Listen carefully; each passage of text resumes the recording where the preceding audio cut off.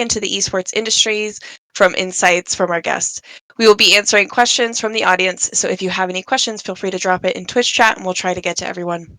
We are honored to have our partners at HPE present the entire Smartbytes series. HPE is the official data insights partner of EG and is working with our coaching staff to create AI and machine learning tools to analyze gameplay and evolve team strategy. We've worked with them to show our fans more data and insights, and their logo is proudly worn on the shoulders of our jerseys. Stay tuned.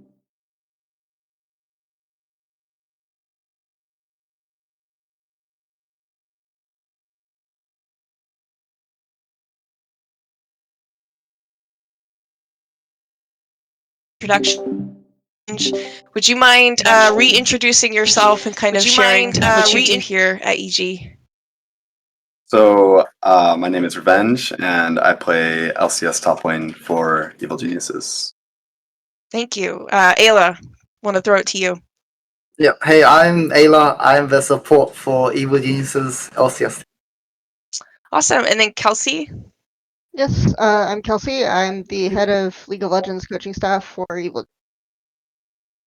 Yeah, thank you so much. So I want to then talk about kind of how you found your way into your current positions. So Eyla, would you mind just sharing a bit about your background and then what led you to join EG? Yeah, so I'm originally from Australia. And when I started League, I was playing in the National League for Australia, which was at the time OPL. And I did well enough there that I got scouted, and I was fortunate enough to be brought overseas. And my first 2 years in America, I played for Team Liquid Academy. And then this year is actually my first year in LCS. So actually wasn't meant to be on Evil Geniuses this year. But like because of like sort of bunch of random events, FlyQuest didn't do too well, and then a lot of the Evil Geniuses players left the team. So I was lucky enough that Evil Geniuses saw potential in me and picked me up for the second split of this year. Yeah, I mean, we were obviously lucky to have you because you guys have been smurfing, so it's been a really great transition, at least for us. So I want to throw it to then you, Revenge. How did you find your way here? What led to you joining EG? Yeah, so it was a pretty crazy offseason. I was playing on IMT. IMT was actually the first org that joined LCS, and I was there for 2.5 years. And then between the seasons, they went forward with a different top laner. So I was a free agent, and then EG got rid of their top laner, and I joined EG.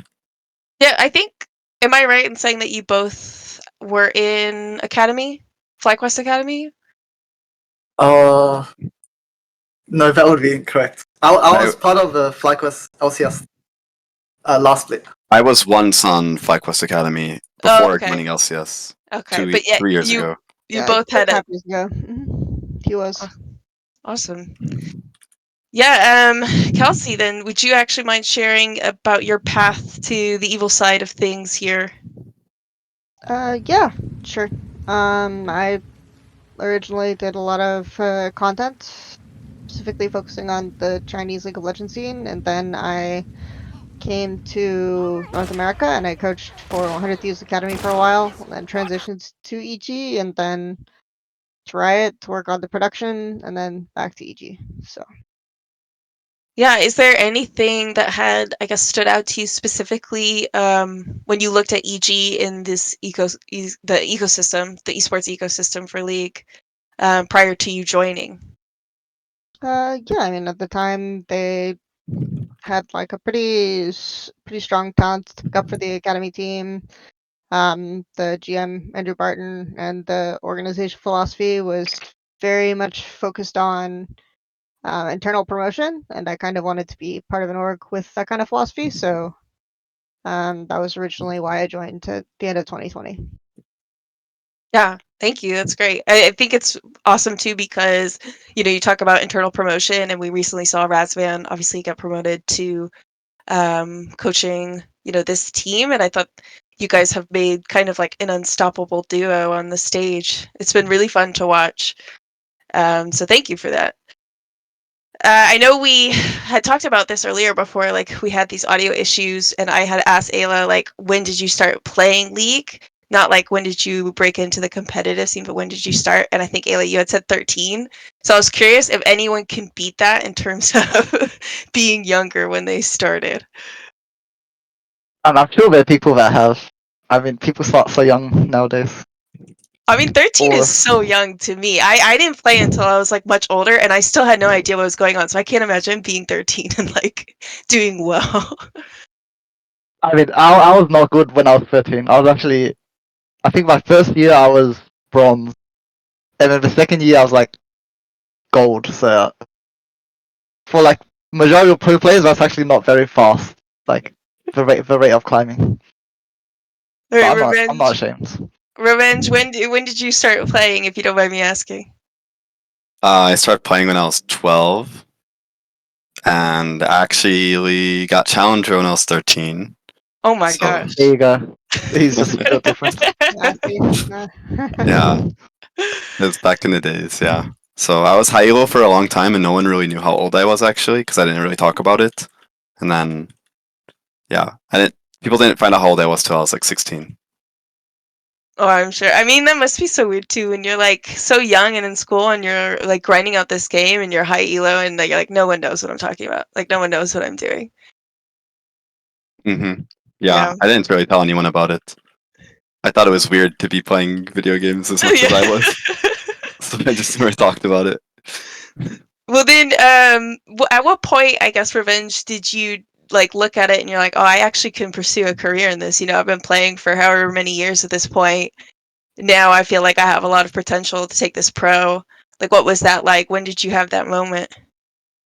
When I was 16, I got a lot of attention because I got rank 1 and 2, like at the same time, and people scouted me, and then I realized, oh, maybe I can actually go pro, and I started thinking about it, but I wasn't even thinking about it before then. Yeah, So what like, was? Oh, go ahead, Ayla. so like, did they reach out to you and then you realize like pro was like a thing? Or I mean, what happened? all my friends started telling me, like all my league friends started saying I should go pro. Like, no one was really like, even when I got rank 1, people weren't like telling me to go pro, but when I got both, people started to really tell me like, okay, you should go pro. And then I started getting like random like tryouts for challenger teams and stuff, but I never did any of them. I was just kind of like, I don't know yet because I wanted to finish school, so or high school, so I just didn't know anymore what I wanted to do. It kind of made me start thinking, oh, maybe Were I you could. paying attention to like the esports scene at all at this time, or when someone approached you and they're like, "Hey, I think you can go pro," you're like, "Oh, I didn't even realize there was a pro." No, I always followed. I followed league since I was like 12, so I like followed esports. Like I watched like Korea. I watched NA. Like like I used to watch esports. Yeah, I watched it since I was like 12. So I was like a huge TSM fan actually. So I knew about pro play. I just never thought I could do it. I don't know. I never, for some reason, I just didn't think like it was for me. Yeah, Ayla, did you have like a similar experience then, where you know you were started off playing pretty young? At what point did you get approached and think, "Oh, I can compete," you know, professionally? But for me, when I started playing League, it was purely for fun. Like I just played with my friends all the time. I play a bunch of normals. I probably had like 2,000 normal games or 2,000 normal game wins because it shows on your account. But when you look at my ranks, it'd be like 100 ranked games or something. So I was really just enjoying the game. And then kind of out of nowhere, maybe like 3 or 4 years after playing the game, I hit Challenger. Like, it kind of just happened. And at the time, I was like, not sure what I wanted to do with my life. Like, I didn't have many passions. I just really enjoyed playing the game. So I realized when I hit Challenger that, maybe I can make something out of it. I can make a career out of it. And I kind of just flipped the coin on whether it'd be like good or not. Because at the time, and I guess it still is, League of Legends in Oceania, it's not very sustainable. Like only the Yeah. good players get paid a good amount. Others are struggling. So it was a risky decision, but I decided to do it. Yeah, I mean, I can't imagine too, because it's like you're so young, and you know, when you're in high school, obviously there's a path that I think people kind of expect you to go on. And so, I can't imagine like the reception of being in that transitory period and then being like, oh, I actually want to go play professional League of Legends. Like I'm taking a totally different path than what's expected. Um, so Kelsey, yeah, I know obviously Revenge, Eyla, they kind of have a different path to how their career started and how they got here. But I'm curious about, your role and how that had really kicked off for you. Yeah, I mean, it was impossible for me to play League when I was 12 or 13 since the game didn't exist until I was done with university, basically.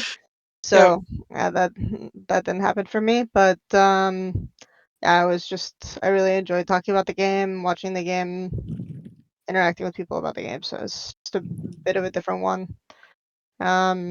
Yeah, I started talking to pro players at one point, and then some of them suggested that I consider coaching. So that's sort of where how my course came. Yeah. I'm just curious, like, did you start playing League, or it was one of those things where you're just kind of casually playing, you're not really climbing ranked, you just care and know a lot about like the game and its intricacies? Yeah, I Or mean, how did that work?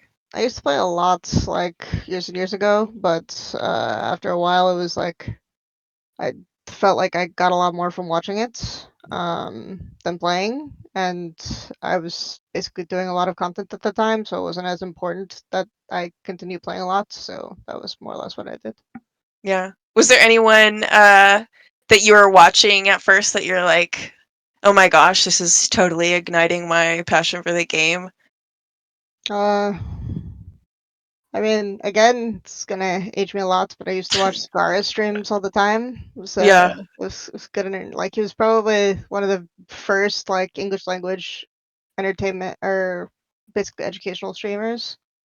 So it was like always great to watch. I remember I first got really interested in the competitive scene watching I think M5 at the time, who became Gambit. They were like super good in early season 2. So yeah. I Yeah, used I to have mean, Twitch enjoyer. yeah. I'll throw the same question to you actually, Revenge. Is there anybody when you were first like starting out that you watched in pro play that you're like, yeah, this could be me? Or inspired you, I guess I should say. This could be. I don't know about this could be me, but Yeah, yeah. I think. I mean, I watched NA all the time. Like I watched TSM all the time. I liked to watch Dyrus. Like I thought he was fun to watch. And then I watched. I mean, when Faker debuted, and I followed all Faker's journey. Like that was so crazy. Honestly, like I watched every single. I think I watched like every single one of Faker's games for like many years. Honestly, and then yeah. So. Yeah, that's good. Yeah, there's a time when I think my entire like YouTube recommended was just like Faker compilations because I would just sit there and like religiously watch everything Oh, he and then did. Khan. That guy was. Oh yeah, true. I Shout out followed Khan. him. I followed him. That guy is like. I still think that guy's probably the best top laner that ever existed. No joke. That's high praise. High praise. What about you, Ayla? Anybody significant? I mean, it'd be similar to most people's answers, but the person who I remember the most when I was young was Faker. Like I remember watching Worlds and he'd be so insane. And yeah, I mean, I didn't watch NALCS at the time. I didn't watch Yeah. my OPL, but like Australian League. So I just watched Worlds, and it was like so sick seeing them up there. So it would be a Faker for me. Yeah. Well, I know we've kind of talked about, how you all started to pursue your careers, and there's a lot of similarities, some differences. But I wanted to see, what were some of the challenges that you had faced when you were first starting off? Obviously, we talked about too, the risk that comes with, taking that leap and starting your pro career. And so I'm just curious if there's anything that stands out in your mind. And I'll start with you, Kelsey, with that one. Just any like event in my career that inspired me or something like. Sorry, could you repeat the No, question? just like a challenge, that you Oh, had to overcome when you were first starting out, and then, yeah. how did you overcome them? Yeah, I mean, at the time, I guess probably the biggest challenge was working a full-time job and like continuing to stay really, really invested in the scene, like finding a way in that was sustainable, I think is probably a good answer for everyone. It's just like, yeah, I didn't have my parents to support me, so at the time, so I basically just had to find like freelance gigs, anything that would get money while also kind of like doing my full-time job. So that was like more or less probably one of the bigger challenges once I could find like stable income. Yeah. It was just about like staying invested, staying engaged, staying like kind of up on the game and making it your life, right? So that's more or less what it is. Yeah, I mean, I can imagine that's just like a recipe for burnout. So I mean, I'm curious if there's any like advice you have about, yeah, how do you kind of retain that interest when you have potentially all these conflicting things and you're constantly, working and then code switching from one job to now, okay, now we're back in esports. If you have any advice to people on how to retain that motivation. Well, at that time it was not hard because it was just like I was super invested, super passionate about the game, and that's like what all I wanted to do, like with my free time anyway. So at that time it wasn't as hard to stay like motivated and invested in the game.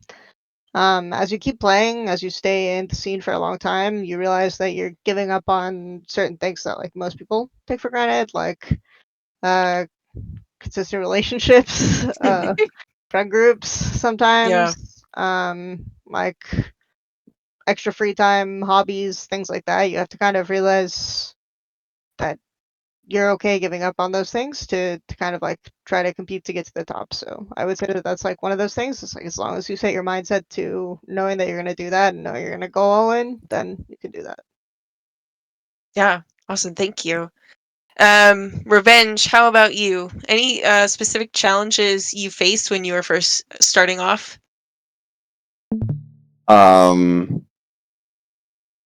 Yeah, I think it was a hard thing to accept that I guess like a lot is not in your control as a pro player. Mm, Like all you can do is work hard and focus on yourself at first, because you're still trying to learn how to be a pro player and like you're a rookie, so you're still trying to learn the like your role and stuff, but there is like so much in esports that you don't really control. Like I don't think that when I first joined coaching infrastructure is good or just team infrastructure was good, and there's just like a lot of random, I'll just call them obstacles, that I never thought I would ever have to like deal with or work through, that I've had to work through in esports. And like in my life previously, all I've done really is school. So, in school you just study for a test and do well.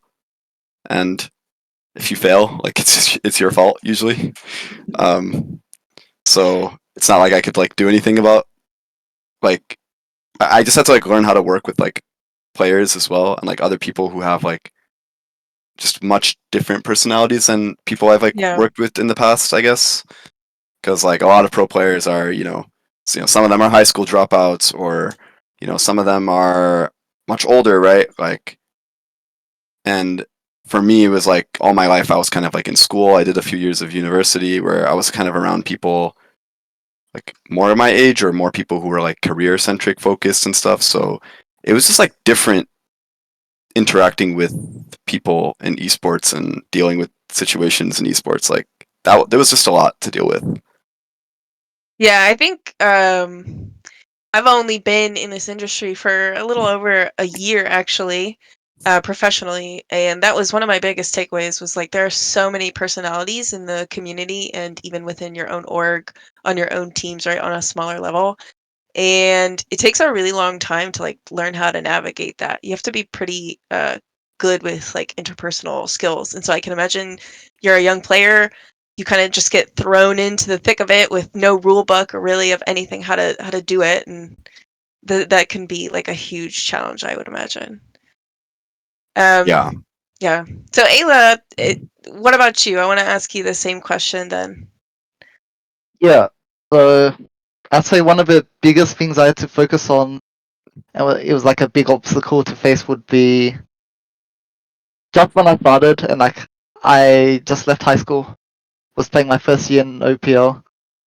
I think there's a big difference between how teams approach the game and like how they review and how you kind of have to talk to your teammates and try to study the game and get better and improve each other. Because when you're a solo queue player, when you're just playing for fun or whatnot, especially back then, it wasn't very common to review games that in depth. Like you kind of just played the game and that's it. You, like play game, you lose or win, whatever happens, just go next game. And even when I was in academy, the coaches they weren't very smart, so like they didn't have much to teach you. The players weren't very smart either, so it's not like the players are going to teach you that much, and you're kind of just having fun playing. And if you win, you win. Like if you have good players, you just win. Yeah. But then when you get to like actual proper competition, you realize that like if you don't talk to your teammates and don't bring up points that you have to review and all that, you're gonna be on the back foot. So it was like a mind blowing moment where it's just oh like I actually have to do this stuff. Like it's not just all fun and games and like la di da di da. You know, you have to Yeah. study and yeah, that was a big like turning point where I was like, oh, I actually have to take it serious if I want to win, and I can't just be like some naive young person Yeah, there's a lot of discipline like playing his involved. dream. Yeah. Yeah. I mean, that's a good segue, I think, into the next question I wanted to ask, which is like the esports industry, it's growing, it's evolving. So how do you stay up to date with things like the latest trends, patches, strategies, meta? Are there any specific resources or communities or practices that you find valuable in, staying ahead of the competition? And I'll start with you, Ayla.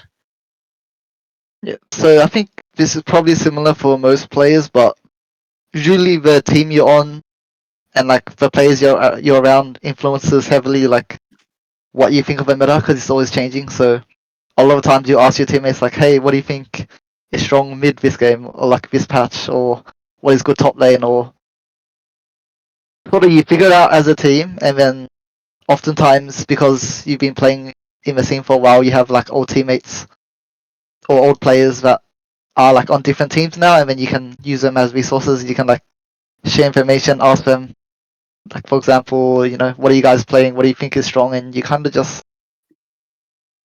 talk to people, figure it out, especially your teammates, and usually you get some sort of idea on what the meta is or what's good, and that's how you keep up. Yeah, I mean, I love that. It's like obviously there's the layer of collaboration that I think people expect when you're in a team sport, but there's also like a degree of humility I think that comes with being able to be like, look, can you guys tell me like what you think and be able to accept feedback and like other people's opinions. So yeah, I think that's great. So I want to turn it to you though, Kelsey, because obviously you are the head coach. You are a huge decision maker on the team. So for you, how are you staying up to date with things like trends and strategies? Well, Russ was the head coach, but Oh, in terms yes. of all good. In terms of trends and strategies, there's like a lot of websites online that are helpful. I think it's useful to follow like high-low accounts as well to do a lot of your own math. Google Sheets are always useful. Our analyst has a nice tool for inputting build values and seeing things like that. So yeah, there's always things like that, and then looking at like what other teams globally are playing, being able to take all of those matches and compile those. It's very useful to have like a data and analytics team to help with that as well. So that's kind of there's just like a wealth of information available online. So you don't necessarily have to restrict it to your team, but obviously what your players are comfortable with, what your players are good at, that's always going to be the thing that kind of trumps, like what they're playing in Korea to an extent. Yeah, thank you. I think that kind of leads into a question that was thrown into chat here, which is, should aspiring pro players familiarize themselves with working with data. And the examples they gave were item builds, win rates, matchups, macro decision making.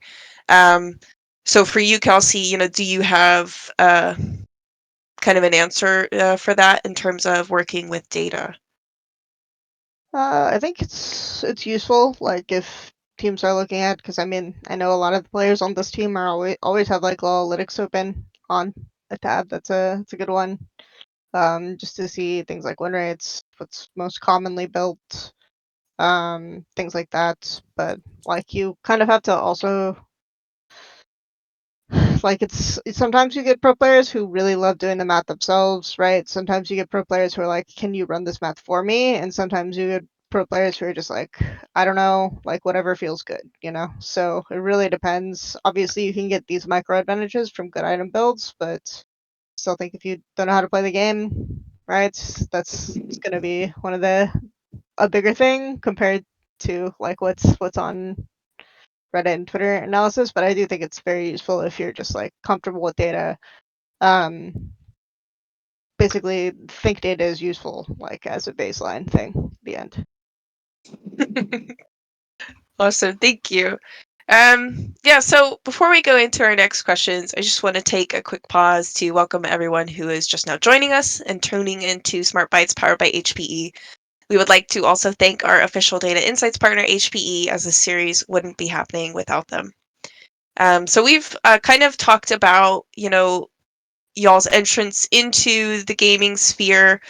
So I want to touch on more about, developing your skills and what that looked like for you. So, Revenge, were there any key aspects, that anyone aspiring to be an esports player should focus on when they think about developing their skills? And as an extension, are there any specific strategies or training techniques that you think have been instrumental in your own development? I think it's always about having like a growth mindset. I think it's good to be confident in yourself and to like believe in yourself to be good and be better for like a competitive standpoint, but you have to like make sure that ego doesn't affect your growth and your learning might like yeah. So the most important thing is improving because there's so much to learn in League and there's so much to improve on. So you need to find out how to make sure your mindset is for growing and learning and improving. Yeah, if I may ask, then, like, when you first started playing, did you find that that confidence was already there? Or when you started, did you find it was easier even to have that growth mindset, that you're talking about? I mean, I always believed in myself actually. So I always said to myself I can be good, even if I was shit. Sorry, I don't know if I should say that, but even if I was really bad, I always believed I could get better. And at first, I always just set goals like ranked. Like I always wanted to get a high rank, so I just made that a goal and just tried to get better in my own way, and that worked out for me. But as I became a pro, I had to get more specific and like make a more structured way to train, I guess. Are you saying that you had created that like before you officially had become pro? Kind Not of like no, a not really. training regimen almost? Oh, okay. It just happened naturally, I think. I just was trying to improve through like my own, I guess, just what I thought I need to get better at in a way. Yeah. I never like tried to get better actively until I actually became a pro. Yeah. Did you think, like throughout this process, were there things that you found yourself focusing on where then you became a pro and you're like, why did I think that that was actually that important? Like the things that I thought were worth developing are really not as effective as I, thought back then. I mean, not really, because back then the thing I cared the most about was my mechanics and just Yeah. being, just being like in a 1v1, like as good as I could be, like not getting in a position where like I'm losing 1v1, right? So I cared a lot about that before. Like that's honestly like all I cared about. So, and that's still useful now. Like I think that even now, like that's useful, but I could expand on it, or I have expanded on it. Yeah. Ayla, I want to ask you kind of the same question. So, in terms of like improving and focusing on developing your skills, like what were any specific strategies that you had in the beginning that kind of took you on that journey to becoming a pro player?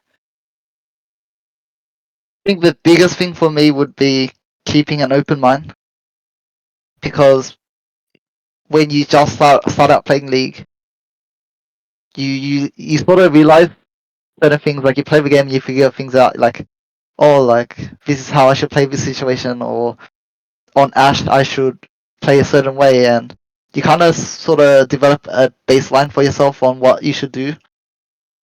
But then you realize as you talk to people or you play against better players, like you talk to your teammates, you talk to your coaches, that there's always new things to learn.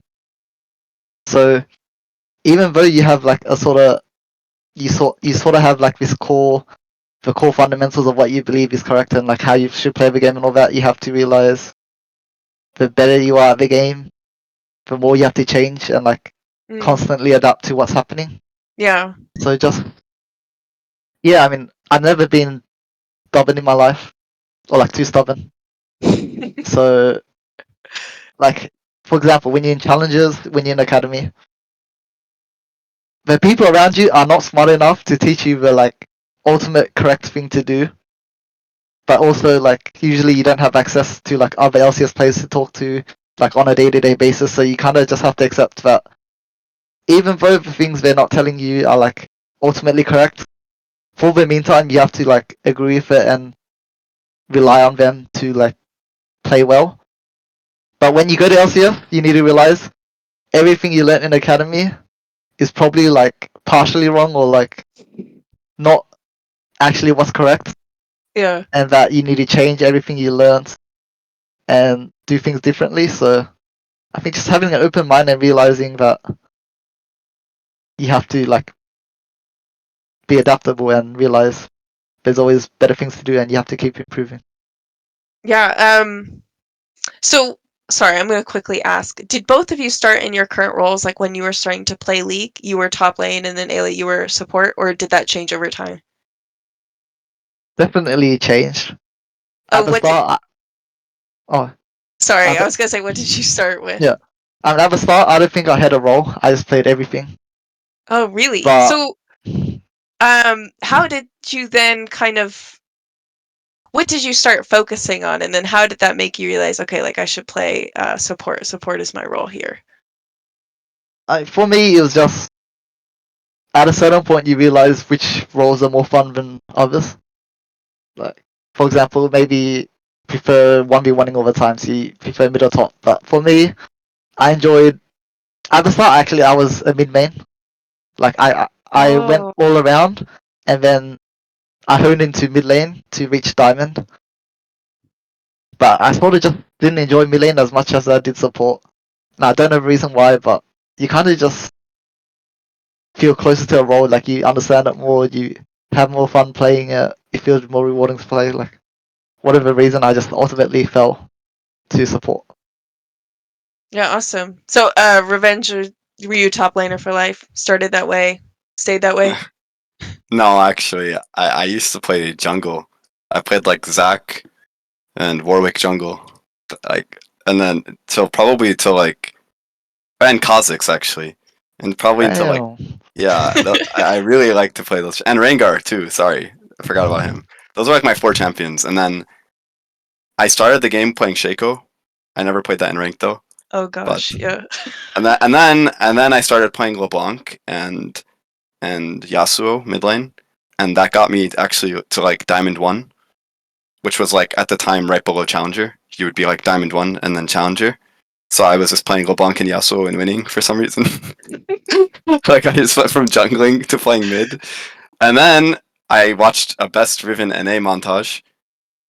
It's like a really famous montage and a Riven 1v1 tournament, and I was like, oh, I'm just gonna play that champion. And then I just started playing Riven, and since she was a top laner, I just only played her top lane. And then from then on, I started playing other top lane champs like Aurelia, Fiora, and then eventually I just only play top lane. Yeah. That's so interesting. So, I mean, The common thread I'm seeing is mid lane. Do you guys think mid lane is like, if you're starting the game, you should learn how to play? No, No, it was just for fun, I guess. you just play whatever champs you want to play. Like Yeah, I don't think about it too hard. Just play the game. like And usually, a lot of times I've noticed like players kind of fall in love with a champion, and then kind of like Revenge's story, and then they start doing that role because like they'd start to learn things about the role from playing the champion perma. I mean, Mhm. other people sometimes they just like play whatever and decide on a role, but I've more commonly heard the champion branching into a role kind of storyline. Interesting. mhm. Do you have a champion like that, Kelsey? For me, it was Cho'Gath actually, but I don't know. It's not a super. It's like I'm a short person, so I wanted to play something else like that. So yeah. What about you, Ayla? Anybody interesting? A champion that made you like really fall in love with the game? Mm, I wouldn't say there's any one champion. I mean, I enjoy all the champions, so I just play them all, and it kind of my interest in a champion changes over time.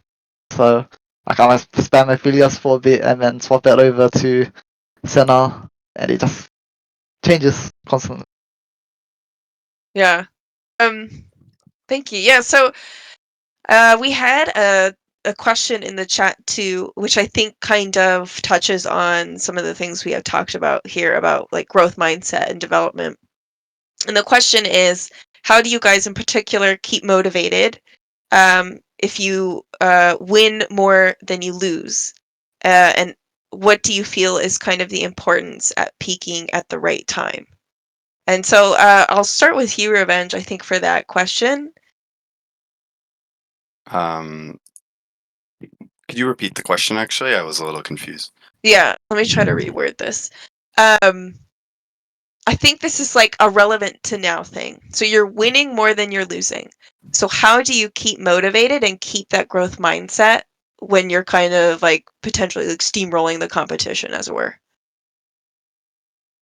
Well, most of my career I was actually losing, so for me it's pretty easy. I just always think that we could be a losing team because that's what I've been through a lot, and I really don't want to feel like that again. So I kind of use that as like pressure and motivation for myself because it's like I know what it felt like when we were losing. It felt like we weren't far from winning all the time.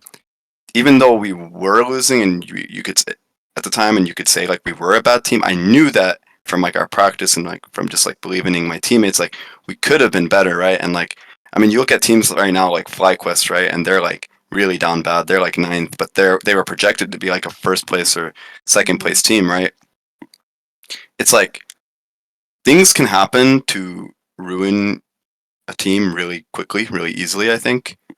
And I think about that a lot even in our team to like keep us in point and on check because you don't really know when you're being complacent or when you're like falling down, I guess, until you start suffering the consequences of it most of the time. So I feel like I keep that in mind a lot for us. Yeah, that makes sense. Ayla, same question to you. Let me know if you need me to repeat Yeah, it though no, too. no, I got it. I mean, I would say first of all, if you win more than you lose, it's easier to stay motivated. Because if you're losing all the time, you have a high chance of giving up on the league and on your team and Yeah. saying better luck next year.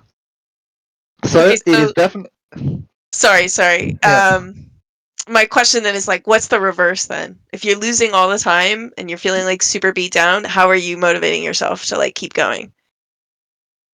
I mean, you just have to think about why you started in the first place. Like the reason why you play, the reason why you want to become a pro player, reason why you want to become better. Like if you rely on that, then you should not think about the wins and losses too much, and instead rely on something bigger to motivate you to keep playing. Because if you focus too much on the wins and losses, it will affect your mood very rapidly, and Yeah. it's not a good way of being a professional player.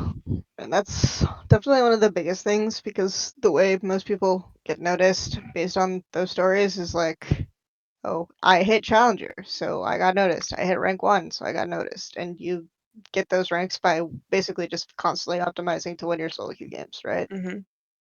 So changing the mindset from having a player feel intrinsically attached to a win or a loss, as opposed to like, okay, what did we get from this game, or what did I learn from this game?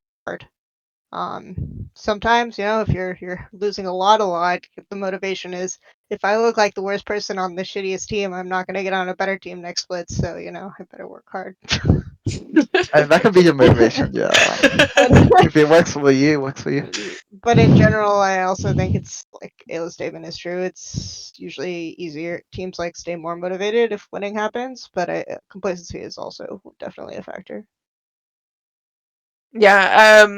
So that's a good point because I've never played pro, but I have always thought about like, okay, if I were on stage and losing a match, like how would I even recover from that? Because I feel like a rager when I'm just losing solo queue games. So I don't know if you have any advice on like, do you detach your feelings completely from the outcomes of the game? And like, if so, how do you do that? Or do you use that like emotion that you feel as the motivator? And I'll give that to Revenge since I'm just throwing it out there. I do feel like it depends. Like I'm sure every pro player at one point was or is addicted to solo queue. That's like a big reason why we became pro players. Like we had this like strong desire to climb ranked and this like strong burning motivation, and like it does get really frustrating if you do push yourself in solo queue, because it's kind of like what I mentioned earlier. It's sometimes really not all in your control. Like you might get unlucky some days. Like you might just lose 200 LP in an evening if you queue the entire day, right? Like that's happened to me before. But then on the flip side, it's like I've also gained that much LP in one sitting, right? So it's like, I don't know. I feel like I have like a love-hate relationship with solo queue, and I always try to like a big thing for me when I became a pro player was I kind of removed my my value as a player from solo queue. It took me like a couple years of being a pro player to do that, because it's hard to simultaneously grind solo queue to win and to climb LP while also being a pro player and working on the things you're supposed to be working on. Like, I don't know, playing new champions that you suck at in solo queue, doing 1v1s in your free time, watching VODs, like even scrimming during the day. Like all these things drain you and put you at a lower capacity to climb in solo queue. So for me, that's how like I've kind of changed my mindset a bit in solo queue, and I kind of use it more as a way to kind of like train myself now as a pro player. And yeah, I've like, it used to be different when I wasn't a pro, but yeah. Kelsey, from your perspective and for the people who are interested in, becoming more of a pro analyst or a coach, what is your, recommendation or your advice when it comes to things like that? Attaching kind of like what Revenge is saying, like your value as a coach or an analyst to then the outcomes of the games. I mean, as a coach or an analyst, it's in some ways harder. So it's like really hard to express, to measure how well you're doing based on like and effectively seeing anything but what is seen external, right? But I do think a lot of times it's just effectively like, okay, am I actually bringing anything useful, right? Is the team actually getting better or not? And I've actually had a coach in the past ask me this question. It's like, my team's losing all the time. How do I seek validation? It's like, well, you probably shouldn't. You should be thinking about like, what can you do to make your players better, and be looking more internally in terms of like how you can improve your coaching, which, I still am working on it. I think most coaches will say they're still working on it. So that's the TLDR. Yeah, thank you. Well, I want to, I guess, pivot the conversation just a little bit more towards, communicating on the team. So in order to better understand how well the team is communicating, EG recently turned to our partners HPE to help create an audio analysis tool that evaluates the communication styles of the players and helps teammates communicate more effectively. So, Kelsey, are you able to discuss kind of the role of teamwork, specifically in communication in esports, and how important it is to develop these skills when you're aspiring to go pro? Yeah, it matters a lot. I think for players, like a lot of times it's hard to develop communication skills if you don't already have them. You see a lot of rookies who basically play the game full mute and just are not comfortable talking. Mm-hmm. And sometimes it's very hard for them to develop those skills, and they'll lose opportunities because of it, even if they are good at mechanics and 1v1ing, to use Revenge's example. But I think in general, like a lot of times you have public figures say that communication isn't important, but no one, like very few people see the game exactly the same and don't have to communicate or reason what they're thinking to their teammates. So it's about making it concise, about being able to say like what you want your teammates to do in a play, especially if you manage to get ahead or get a lead and can visualize like how to win the game with your champion. Being able to articulate that even early on is good. I will say though that I doubt, like for like a challengers level team or an amateur team, very few players are scouted based on communication as a criteria. It's something that most people think of as a criteria that can develop over time. So Yeah, thank you. So Ayla, I kind of want to ask you the same question, but more so, I guess, through the lens of joining a new team, because you and Revenge here, joined in this summer split. I don't believe you've ever played on a team before together. So what, I guess, can you share in terms of like advice on how to, foster effective teamwork and coordination with teammates, especially when it's a brand new roster? I think if you're just starting out on a new roster, as players, you just gotta test things out and see how they feel.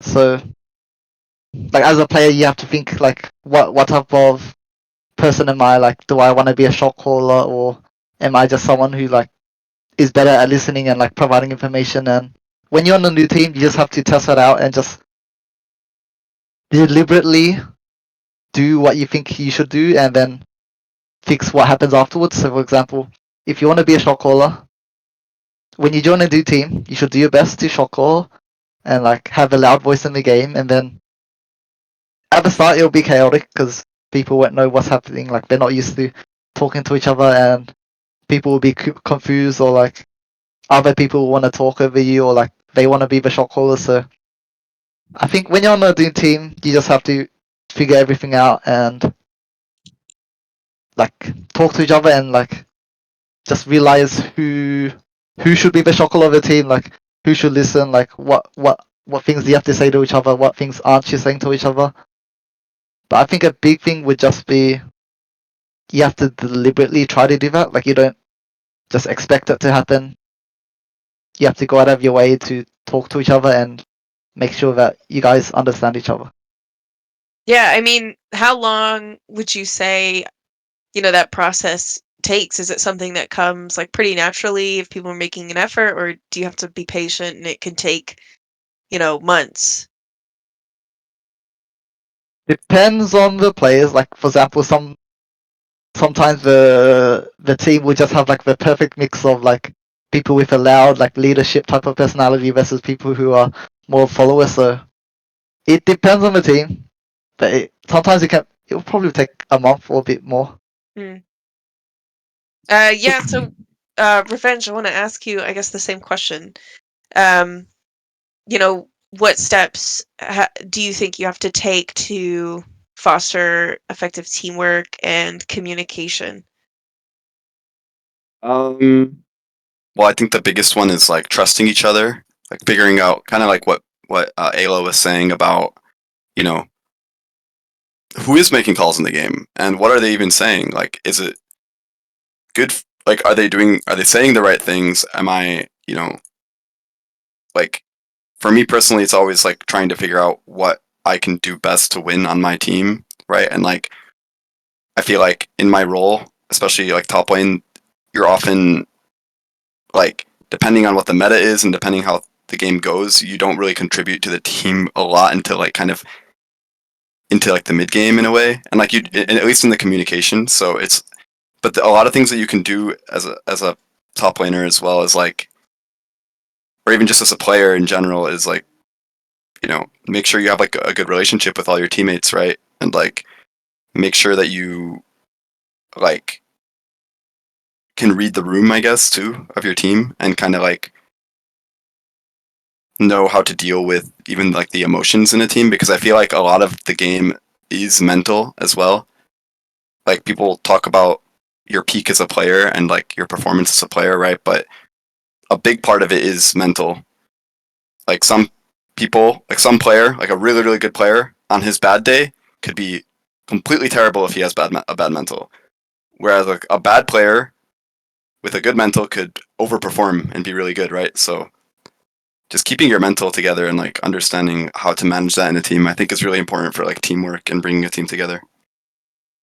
Yeah, so I mean, you and Ayla both talked a bit about like shot calling with communication. So I'm curious, when you think about IGLs, like what makes a good leader in game, in your opinion? And that's to you, Revenge. I think just being decisive in what you're like calling in the game, not really like asking, but like commanding in a way, and also just being able to see ahead.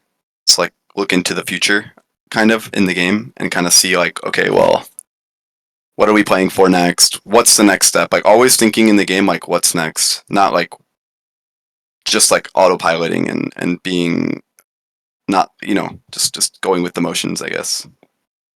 Yeah. Kelsey, I want to kick the same question to you just for the, I guess, development perspective. What do you feel makes a good in-game leader? Yeah, and that's pretty much it. I think also one thing is if you're confident, then you don't really hesitate to make a call, and people are more likely to automatically respond to it.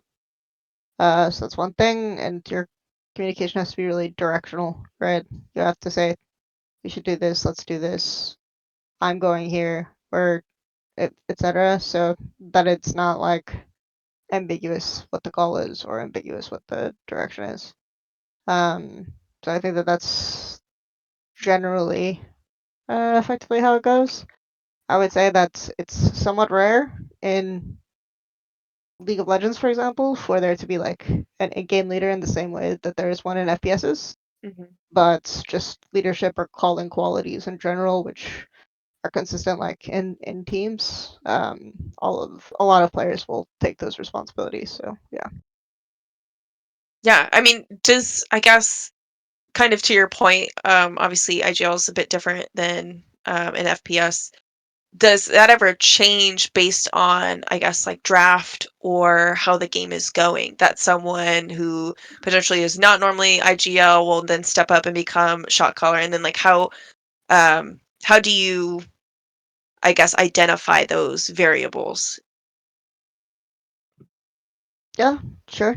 I think sometimes it has to do with, especially on teams of like different understanding of different roles. So like if you're a top laner, for example, and I don't know, enemy top laner is inting and you suddenly have a ridiculous amount of gold by 6 minutes, like 3 kills, whatever, then suddenly like you kind of have to be able to be the one to tell your team how to visualize winning the game. Like let's say your top laner is doing well and someone from your bot lane is usually shot calling, but your bot lane's like not having a great game.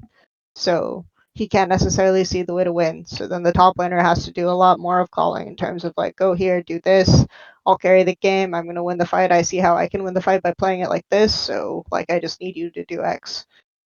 So those are the situations where you might see a shift in communication.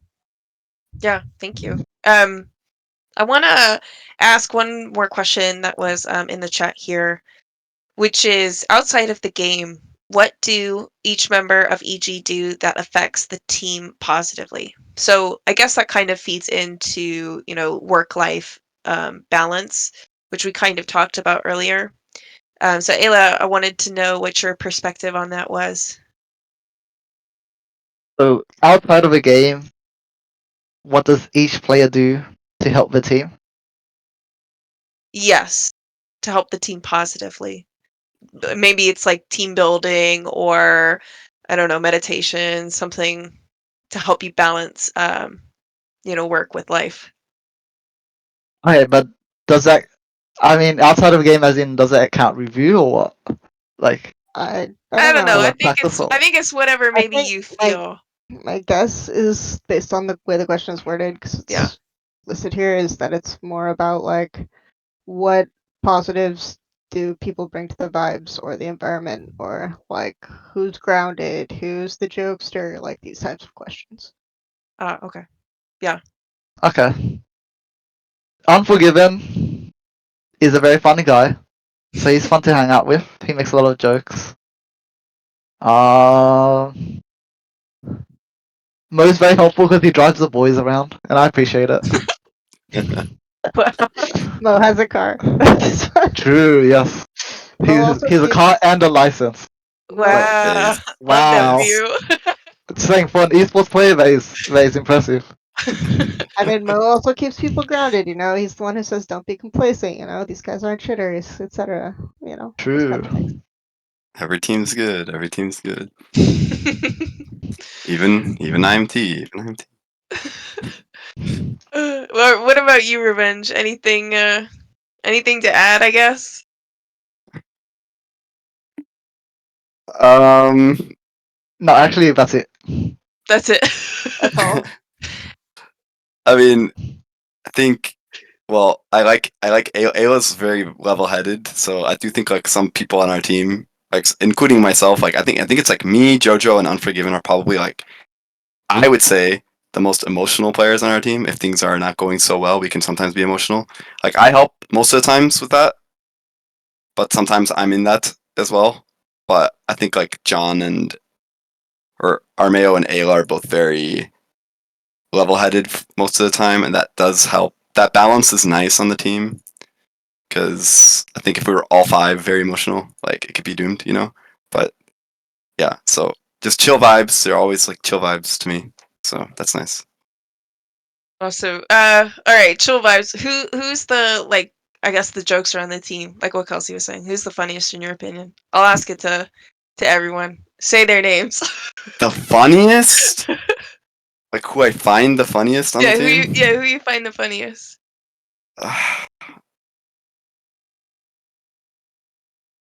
Probably JoJo, but like I don't think he like tries to be funny. I just think he's funny because like he's just kind of young, so there's like a lot of things he does or like says that's kind of like it's just funny to me because like I know it's just like kind of like his age, you know. It's just funny. He's funny because he's young. Okay. Yeah, it's just funny to me. Yeah. Ayla, what do you think? Are we laughing at him or with him? That's the I don't know. important I mean, all you guys are funny, I guess, by that. But it's kind of fun because Nah, I'm I mean, old. no, Jojo's funny. Jojo and Will they're funny. Yeah. Oh, Jojo and Unforgiven. Yeah. I think Unforgiven probably has just the most just how do I say it? He's just a character, you know? He's just Yeah. his own character. I'll just put it that way. And Shaden's also funny when he's around, but Oh yeah, Shaden. Yeah, he's very funny. Okay, I forgot about that. Shaden's pretty based actually. Yeah. I think everyone should have hair like Shaden too. You should all grow your hair out just like True. that. He's Team- recently been growing the stash actually as well. Oh no. All right, well we'll look forward to that then. Yeah, so I mean, I'll close it with one final question, just because I kind of asked it and I think I misunderstood this question, but I'll go back to it. So for you, Kelsey, I guess what do you have any suggestions for work-life balance, and how Oh. you maintain that, I- dedication to the game, but also balance with the personal life? And I have a really hard time with that, so I don't know if anyone has suggestions with that, let me know. Like, completely frank. Yeah. I mean, I don't think for most people who compete in League that work-life balance is a goal. Yeah. So yeah, I mean, as far as I've encountered people in general. Mhm. Yeah, I agree with that. Like, if you want work-life balance, go find a 9 to 5 and enjoy your life.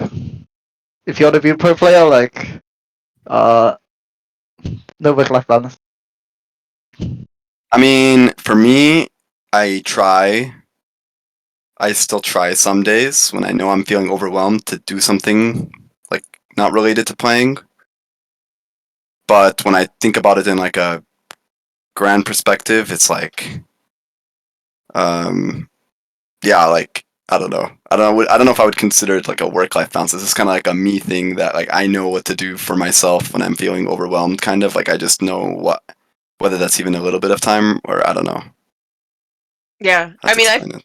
I think I understand what you're saying, and I feel like that's like a skill that honestly takes a long time to develop. Is to like know, yeah, like how to identify burnout, how to identify kind of what your triggers are, and then how do you take that time back for yourself is something, to Kelsey's point, it's like I'm not even there yet either. So it's definitely hard. But thank you, for joining us. Thank you to everyone who was patient with our tech issues in the beginning. Um, you know, Thanks for joining the Genius League Smart Bites powered by HP panel with Kelsey Moser, Revenge, Eyla. We hope you enjoyed the conversation and that you gained some insights into the path to esports. So before we close out this panel, I also want to thank HPE again for helping us bring this to life. We're excited to continue the series throughout this year and next. And if you are ready to make that next step and become a pro, stay tuned for our next League of Legends HPE Futures Combine later this year. We look forward to everyone joining us on the next panel. Thank you. Bye. Right. Thank you. Everyone. Bye.